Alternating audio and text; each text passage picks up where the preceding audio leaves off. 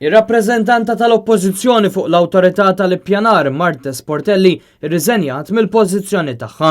Fl-ittra tar-riżenja hija stqarret li mhix lesta li tifforma parti minn entità li ma turix rispett lejn il-poplu u li qed tħares l-interessi tal-ftit waqt li twarab għal kollox l-interess tan-nies. Dan fl-isfond tal-aħħar voti li ttieħdu fil-bord tal-Ippjanar diskritti bħala skandalużi u li ġabu kundanna anke minn esponenti laburisti. Fost dawn il-permess tal-villa f'żona ODZ fil-Qala u blokka ta' appartamenti f'Tasannat f'żona sensittiva u ta' importanza storika. Ir-riżenja ta' Marta Sportelli saret direzzjoni u qbil mal-kap tal-Oppożizzjoni Adrian D'Elia li saħaq li l-Gvern ta' Muscat irrenda l-Awtorità tal-Ippjanar f'pupazz tiegħu u tal-erba ta' madwaru li ddeċidew li jagħmlu Malta tagħhom biss. Adrian D'Elia stqar li l-Oppożizzjoni mhux biss tirrifjuta li tkun parteċipi f'dan iżda se tieqaf lil gvern milli jkompli għaddej romblu minn fuq il-poplu.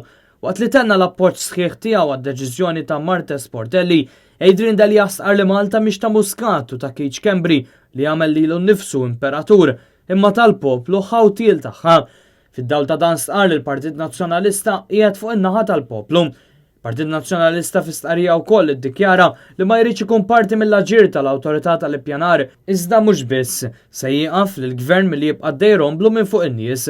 Mal-ġurnata laqda mhux governattiva Wirta Għawdex ukoll esprimiet tħassib serju għal dawk li sejħidilhom bħala deċiżjonijiet xokkanti mill-Awtorità tal-Ippjanar dwar Għawdex kif ukoll għan-nuqqas ta' sensittività murija lejn bini ta' valur storiku.